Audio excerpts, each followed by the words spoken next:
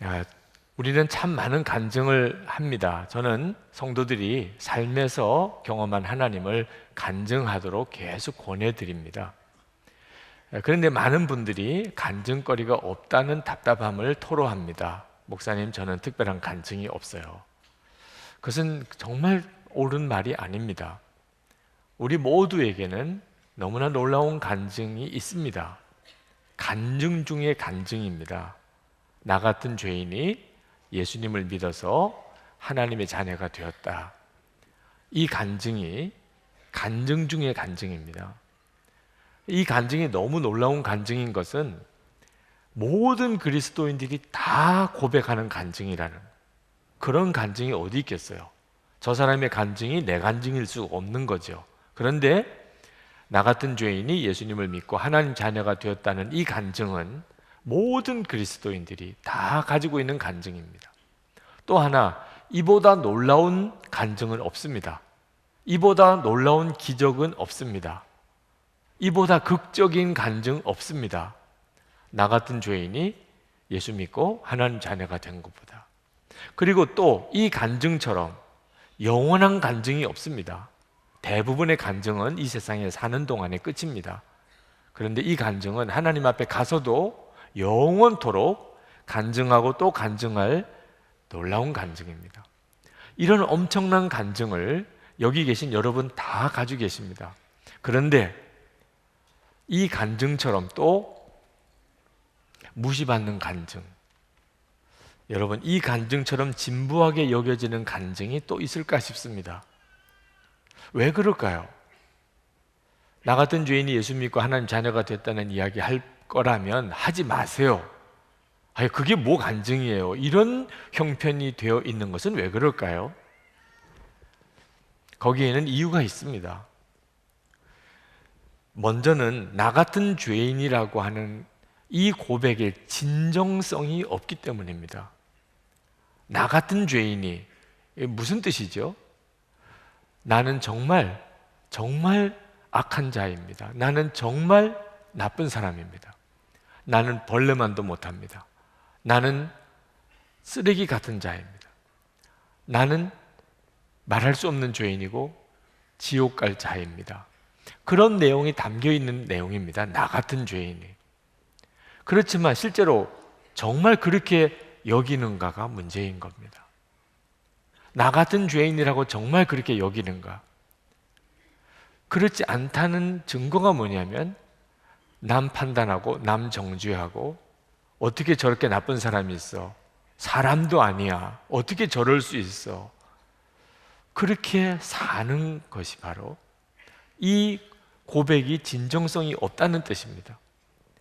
정말 나 같은 죄인이라고 이렇게 고백이 되는 사람은 남의 이야기 할 수가 없습니다.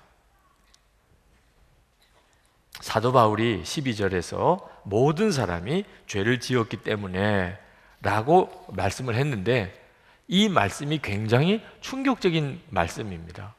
왜냐하면 좁게는 유대인들을 대상으로 하는 이야기입니다. 유대인들은 선민의식이 대단히 강했습니다. 하나님의 특별히 택한 백성, 하나님이 자기들에게 율법을 주셨고 자기들은 율법대로 산다고 생각하면서 이방인들과 자기들은 질적으로 다르다고 생각했습니다. 그러나 사도 바울은 유대인들도 똑같은 죄인이라고 말하는 겁니다. 여러분, 현대 교회에 이런 유대인 바리새인들이 있습니다. 지금도 교회 안에 그런 이들이 있습니다. 교양도 있고 또 나름대로 수준도 있고 또 경건하고 그 뭐 나쁘겠어요. 그러나 자기가 그렇다고 생각하면서 다른 사람을 무시하고 다른 사람을 정죄하고 다른 사람을 판단한다면 그 사람은 나 같은 죄인이라고 고백할 수 없는 사람입니다. 여러분, 우리 안에 무서운 죄성이 있다는 것을 깨달으셔야 돼요. 괴물이 들어있는 겁니다, 우리 안에. 아담이 선악과 따먹었을 때 이 죄성이 우리 안에 들어왔는데 우리 생명 속에 박혀버렸습니다. 그래서 우리 속에 무서운 죄의 괴물이 들어앉아서 우리를 지배하고 있어요. 그래서 죽음이 온 겁니다, 우리에게. 12절 말씀을 보십시다. 그러므로 한 사람으로 말미암아, 아담입니다, 죄가 세상에 들어왔고 또 그 죄로 말미암아 죽음이 들어온 것과 같이 모든 사람이 죄를 지었기 때문에 죽음이 모든 사람에게 이르게 되었습니다. 여기 죄가 들어왔다고 그랬는데 단수를 썼습니다. 여러분, 죄는 많잖아요. 거짓말도 죄고, 도적질도 죄고, 간음도 죄고. 그런데 여기서 말하는 죄는 그런 도적질, 간음질 이런 것과 같은 구체적인 죄를 말하는 게 아니고 어떤 한 세력, 인격적인 어떤 힘을 말하는 것입니다. 우리를 사로잡는 힘이 있다는 겁니다. 그 죄가 아담으로 인하여 사람들 속에 들어왔습니다. 그리고 우리 속에 자리 잡고 있습니다. 우리 자신이 되어버렸습니다. 그래서 예수님께서 요한복음 8장 34절에서 죄를 범한 자마다 죄의 종이라 이렇게 말씀을 한 겁니다. 여러분, 죄 안 지어버리고 노력하신 분들은 동의하실 겁니다. 죄 안 지을 힘이 우리에게 없습니다. 죄 안 짓고 싶은 마음은 있어도 죄 안 지을 힘이 없습니다. 왜? 죄의 종이 되어버렸기 때문에. 우리가 죄를 짓는 것은 죄의 종이기 때문에 그렇습니다. 많은 사람이 아담으로부터 죄가 자기에게 들어왔다는 사실에 대해서 인정하려고 하지 않습니다. 그러나 죄성이 여러분 속에 들어와 있는 거 하나만큼은 부인할 수가 없습니다. 태어나자마자 그렇습니다. 우리가 말씀을 몰라서 죄가 죄인 줄 모를 수는 있습니다. 그러나 말씀을 보면 내가 어떤 죄인인지 그대로 다 드러납니다. 13절 말씀에 율법이 있기 전에도 죄가 세상에 있었으나 율법이 없을 때에는 죄가 죄로 여겨지지 않았습니다. 사람들이 자기가 죄인인 줄 모르는 이유는 하나님의 말씀을 보지 않기 때문에 그렇습니다. 로마서 7장 7절에 율법으로 말미암지 않고는 내가 죄를 알지 못하였으니 곧 율법이 탐내지 말라 하지 아니하였더라면 내가 탐심을 알지 못하였으리라. 여러분 마음속에 탐심이 계속 역사하지요. 욕심이 여러분 속에 계속 역사하죠. 그게 죄인 줄 몰랐을 때는 그냥 자연스러웠는데 말씀을 보니까 탐심이 죄라는 것을 깨닫고 그리고는 정말 기겁할 정도죠. 내가 이런 죄인이구나. 왜? 탐심이 끊어지지 않는 겁니다. 로마서 1장 29절에서 31절에 보면 사형에 해당되는 죄, 하나님이 그렇게 정하셨습니다. 반드시 죽으리라. 그런 죄목이 나오는데 깜짝 놀랍니다. 시기, 분쟁, 수군거리는 거, 오만한 거, 자랑하는 거, 부모를 거역하는 거, 우매한 거, 신의가 없는 거, 무정한 거, 무자비한 거, 이게 다 사형에 해당되는 죄입니다. 하나님이 그렇게 정하신 것을 몰랐을 때는 뭐 사람이 그렇게 하고도 사는 거지 이렇게 생각했지만 말씀을 보니까 내가 사형에 해당되는 죄가 한두 가지가 아닙니다. 말씀이 아니면 자기가 지옥에 갈 죄인인 것을 모릅니다.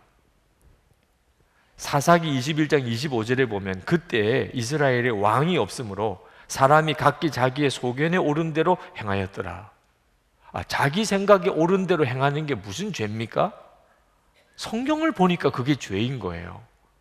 어째서 그렇습니까? 하나님이 왕 되심을 거부한 거니까. 내 생각에 옳은 대로 행합니다. 그 말은 하나님이 왕 되심을 거부한 것이기 때문에. 이야, 이게 그렇게 큰 죄구나. 그전에는 내가 옳은 대로 살았어요. 그런데 말씀을 보니까 내가 옳다고 생각하는 대로 사는 것이 하나님의 왕 되심을 거부하는 것입니다.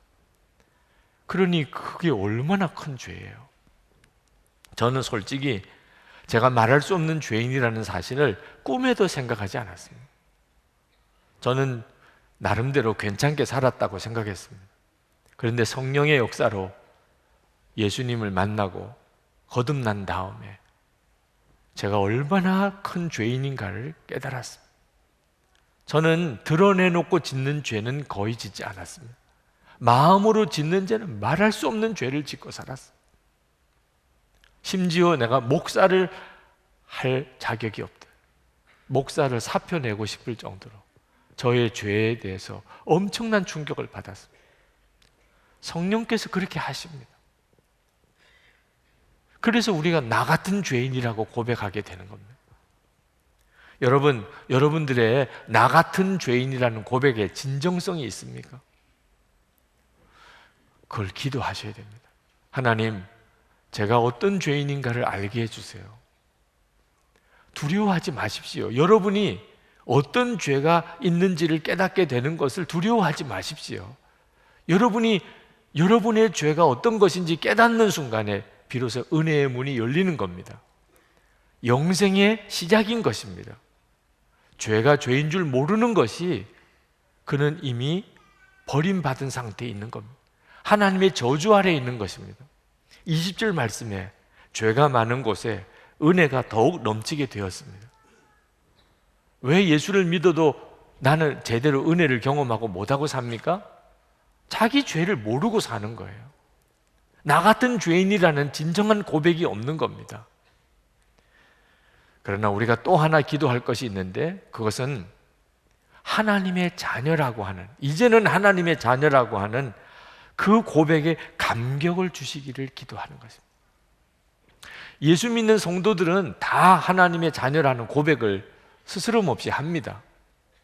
문제는 감격이 없다는 데 문제가 있는 거예요. 하나님도 안 믿어지고 하나님의 사랑도 안 믿어지는데 하나님의 자녀가 되었다는 게 뭐 대단해요? 하나님의 자녀가 되어서 세상 사는데 뭐 하나 도움이 됩니까? 이렇게 생각을 하는 겁니다. 그러니 하나님의 자녀라 이런 고백이 뭐 감격이 없어요. 그건 간증거리도 아니에요. 기가 막힌 거죠. 계속 마음에 의심만 일어납니다. 예수님이 십자가에 죽으셨는데 어떻게 내 죄가 사함받아? 예수님이 십자가에 죽으셨는데 어떻게 모든 사람의 죄가 다 사함받느냐고 믿어지지 않습니다. 근데 여러분, 복음을 주목해야 됩니다. 어떻게 아담으로 인하여 우리에게 죄가 들어왔고 어떻게 예수 그리스도로 인하여 우리에게 생명이 들어왔는지에 대하여 성경은 명확하게 말씀하고 있습니다. 아담은 예수 그리스도의 모형이라고 했습니다. 14절에 아담은 장차 오실 분의 모형이었습니다. 아담 때문에 우리에게 죄가 들어왔습니다. 성경은 그 말씀을 계속하고 있습니다. 그것은 뭘 말씀하려는 거지요? 예수님으로 인하여 우리에게 생명이 왔다는 사실을 말씀하려고 하는 것입니다. 사도 바울은 15절부터 19절까지 아담으로 인한 타락과 예수 그리스도로 인한 구원에 대하여 선명한 대조의 말씀을 우리에게 말씀하고 있습니다. 아담의 범죄로 죽음이 임하였으나 예수 그리스도 때문에 생명을 얻게 되었습니다. 아담으로 인하여 유죄 판결이 내려졌지만 예수 그리스도로 말미암아 무죄 선언이 내려졌습니다. 아담의 불순종으로 말미암아 많은 사람이 죄인으로 판정받았으나 예수 그리스도의 순종으로 말미암아 많은 사람이 의인으로 판정을 받을 것입니다. 예수 그리스도로 인하여 우리에게 은혜의 선물이 넘쳐나게 되었습니다. 놀라운 복음을 우리에게 말씀하고 계십니다. 문제는 그런 은혜의 선물을 받고도 감격이 없다는 것입니다. 머리로 아는 복음이 가슴으로 아는 복음이 되지 못하고 있는 거죠. 이것이 많은 그리스도인들이 지금 현재 처해 있는 실상입니다. 존 파이퍼 목사님이 그런 말씀을 하셨습니다. 수많은 그리스도인들이 초등학생 수준의 하나님을 아는 지식을 가지고 대학원급 수준의 죄와 싸우고 있습니다. 여러분들이 왜 예수를 믿고도 죄와 싸우면서 계속 무너지고 예수를 믿고도 기쁨과 감사와 간증이 없는 삶을 사는가? 하나님에 대해서 아는 것은 초등학생 수준이고 죄는 대학원급 수준이니 이게 싸움이 됩니까? 우리가 예수님을 믿지만 실제로는 예수님을 아는 것이 없고, 하나님을 믿지만 하나님에 대해서는 정말 너무나 아는 것이 초라하니 어떻게 은혜의 삶을 살 수 있겠습니까? 존 파이퍼는 계속 말했습니다. 어떤 분들은 이렇게 말할지도 모릅니다. 하나님에 대해서 많이 아는 사람도 마찬가지이던데요, 유명한 설교자나 신학 박사들 중에도 죄 짓는 사람들 많지 않습니까? 저는 이렇게 말할 것입니다. 더 많을지도 모릅니다. 그러면 어째서 설교자나 신학 박사들이 간음죄도 짓고 파렴치한 일도 하는 것일까요? 그들이 하나님을 모르기 때문입니다. 여러분이 매일 10시간을 시작 서적을 읽으면서 40년을 공부한다 하더라도 하나님을, 살아계신 하나님, 아버지 되신 하나님, 사랑의 하나님을 알지 못할 수 있습니다. 지식으로만 하나님을 아는 것은 마귀가 하나님을 아는 방식입니다. 우리 신앙을 분별하는 중요한 기준이 있습니다. 그것은 사랑이냐 미움이냐 하는 것입니다. 하나님은 모든 사람을 사랑하시지만 마귀는 모든 것을 미워합니다. 그러므로 하나님을 아는 지식이 많은데도 사람을 미워한다면 그가 아는 하나님은 마귀가 아는 하나님과 같은 것입니다. 여러분은 어떤 하나님을 알고 계십니까? 하나님은 살아계시고 하나님은 사랑의 하나님이시고 여러분과 함께 하시는 하나님이시기 때문에 여러분이 이제는 많은 사람을 사랑하게 되었습니까? 그러면 여러분은 참 하나님을 알고 있는 것입니다. 여러분은 하나님을 많이 알고 있는데도 여전히 믿고, 또 여전히 욕심이 나고, 여전히 다투고, 여전히 슬프고, 여전히 낙심하고, 여전히 우울하고, 그렇습니까? 그러면 여러분은 하나님을 마귀가 아는 하나님 정도로만 알고 있는 것입니다. 성경은 분명히 놀라운 약속을 하고 있습니다. 17절에 예수 그리스도 한 분으로 말미암아 생명 안에서 왕노릇하게 되리라. 생명 안에서 우리가 왕노릇하게 되리라.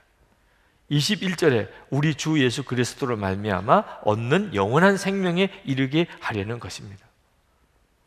예수 그리스도 안에서 우리를 영원한 생명에 이르게 만들어 주시는 것이 복음입니다.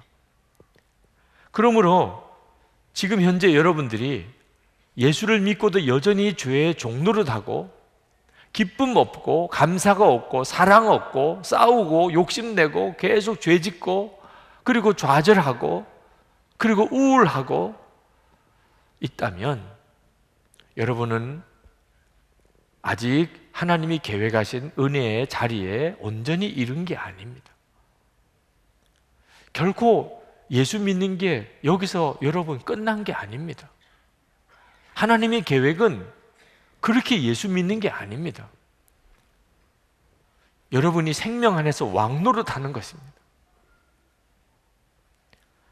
여러분은 믿으셔도 됩니다. 하나님이 나를 그렇게 만드실 것에 대해서 믿으셔도 됩니다. 하나님께서 반드시 여러분에게 감격스럽게 나 같은 죄인이 예수를 믿고 하나님 자녀가 되었습니다, 이렇게 간증하게 만드십니다. 여러분이 그렇게 간증할 수 있게 될 때가 되면 그러면 어떤 환경, 어떤 순간에도 방황 끝납니다. 낙심 끝납니다. 나 같은 죄인이 예수 믿고 하나님 자녀가 되었다는 것이 감격이 되면 그러면 여러분이 이 세상 살아가는 동안에 문제가 될 수 있는 게 아무것도 없습니다. 하나님은 여러분은 그런 고백을 하게 만들어 주십니다. 어떻게 하면 그렇게 되지요? 십자가를 바라보는 눈을 놓치지 않는 겁니다. 예수 그리스도를 바라보는 눈을 놓치지 않는 것입니다. 그렇게만 하면 하나님은 반드시 여러분에게 그 놀라운 은혜의 역사를 허락해 주십니다. 여러분, 어느 순간에 갑자기 환경도 사람도 달라진 게 없는데 여러분이 모든 게 감사하고 모든 사람이 사랑스러워지는 이런 경험을 해보신 적 없으십니까? 어느 순간에 갑자기 내 눈이 달라져 버렸습니다. 내 마음 생각이 달라져 버렸습니다. 이런 일을 경험해 보시지 않았나요? 미국 달라스에서 만났던 최병락 목사님 이야기입니다. 그 아들이 5살 때 일입니다. 목회하면서 아이들을 키우는 일이 굉장히 힘드셨답니다. 특히 아들이 아주 활발한 그런 활동력이 강해서 잠시도 눈을 뗄 수가 없었습니다. 사모님도 지치고 목사님도 많이 지쳤습니다. 자녀를 주신 하나님께 감사드렸던 마음이 점점 사라지고 있었습니다. 솔직히 아이들이 빨리 커서 나중에 아내와 둘이서 자유롭게 목회했으면 하는 마음이 간절했었을 어느 날, 아이들 데리고 신방을 갔는데 방도 많고 거실도 3개나 되는 큰 집이었습니다. 목사님과 사모님은 1층에서 예배를 인도하고 아이들은 2층 미디어 룸에서 게임을 하며 놀았습니다. 예배를 마쳤습니다. 이제 같이 모인 교인들과 담소를 나누고 있었는데 갑자기 2층에서 무언가 꽝 하고 터지는 소리가 났습니다. 얼마나 소리가 컸던지 깜짝 놀라서 뛰어 올라가 봤더니 연기가 자욱했습니다. 아이들은 큰 텔레비전 화면에서 게임용 장총으로 목표물을 맞히는 전자게임을 하고 있었답니다. 그런데 그 집에는 아이들이 없었기 때문에 집 주인이 아무 생각 없이 사슴을 잡는 진짜 총을 장전한 채 그 옆에 세워두었습니다. 공교롭게도 아이들의 눈에는 게임용 총과 진짜 총이 똑같아 보였고 4살 된 한 아이가 총을 집어들었습니다. 그리고 장난감 총을 들고 있는 목사님의 5살 된 아들을 향하여 손들어 쏜다 하고 겨누었습니다. 장난기가 많은 아들은 아무렇지도 않게 쏴! 쏴! 라고 했고 그 아이는 잠시의 주저함도 없이 방아쇠를 당겼습니다. 그 순간 집을 갈라놓을 듯한 총성이 들리고 이내 연기가 방 안에 자욱했습니다. 놀란 아이는 총을 바닥에 떨어뜨렸습니다. 4살짜리 아이라 다행히 힘이 약했기에 총을 쏜 반동으로 총구가 흔들렸고 총알이 아들의 귀 옆을 스쳐 지나갔습니다. 그것도 약 20발에 가까운 산탄총이었는데 그 중에 한 발도 맞지 않았습니다. 총성을 듣고 방에 도착했을 때 총을 쏜 아이는 놀라서 서 있었고 아들은 다리를 부들부들 떨면서 말했습니다. 아빠, 나 죽을 뻔했어. 총알은 벽을 뚫고 나가 복도를 지나 건너방 벽까지 뚫고 그 방 안에 있는 가구에 20발 모두 박혀 있었습니다. 차를 타고 집으로 돌아오는 내내 아들이 살아있다는 것이 기적이라고 느꼈습니다. 집에 도착해서 아들을 힘껏 안아주었습니다. 그리고 고백했습니다. 영광아, 살아있어서 고맙다. 그 순간 그때까지 가졌던 아들에 대한 모든 기대가 얼마나 욕심이었는가를 깨달았습니다. 그냥 존재하는 것 자체가 감사인 것을. 그날 아내는 은행에 있는 전 재산을 찾아와서 감사원금 봉투에 넣고 이렇게 썼습니다. 하나님, 하연이와 영광이가 살아있는 것만으로 감사합니다. 그것이면 충분합니다. 여러분, 우리는 때때로 하나님이 나에게 뭔가 특별한 새로운 은혜를 주시기를 기다립니다. 그러나 사실 하나님이 우리에게 새로운 은혜를 더 주실 것도 없습니다. 뭘 더 주실 게 있습니까? 십자가 하면 충분하죠. 십자가보다 뭘 더한 은혜가 있을 수 있겠습니까? 이미 우리는 말할 수 없는 은혜, 더 필요하지도 않는 완전한 은혜를 받았습니다. 그 은혜를 받고 있습니다. 우리가 그것을 눈뜨지 못하고 있을 뿐입니다. 우리에게 필요한 것은 은혜를 은혜로 깨닫는 눈이 뜨이는 것입니다. 영국의 허드슨 테일러 선교사가 좌절에 빠졌을 때 요한복음 15장 5절 말씀, 나는 포도나무에 너희는 가지니, 이 말씀에 은혜를 받고 그가 일어섰습니다. 포도나무 가지는 영양분을 끌어올리려고 애쓸 필요도 없고 꽃을 피우려고 열매를 맺으려고 힘쓸 필요도 없다는 사실을 깨달았다. 바로 믿어보려고 애쓸 것이 아니구나. 제대로 사역하려고 몸부림칠 필요가 없구나. 오직 원줄기인 예수 그리스도에게서 떨어지지 않고 있으면 저절로 열매가 맺히게 되는 것이구나. 이제는 진정 주님께 다 맡기고 주님만 의지하리라. 주님께 감사만 하고 모든 이들을 사랑만 하리라. 이것은 허드슨 테일러 선교사님이 모르던 내용이 아닙니다. 이미 잘 알던 말씀이지만 그 말씀을 그날 결론 삼은 겁니다. 주님만 바라보는 눈이 뜨였기 때문입니다. 그리고 인간적으로 노력하고 애쓰던 것을 다 내려놓았습니다. 완전히 주님께 맡겼습니다. 그 후에 그는 주님의 놀라운 능력으로 많은 열매를 거두었습니다. 그가 영국 캐직 총회에서 다음과 같이 말했습니다. 저는 패배를 당했고 그래서 승리를 간구했으나 승리는 도무지 오지 않았습니다. 그러나 어느 날 저는 믿었습니다. 그랬더니 승리가 왔습니다.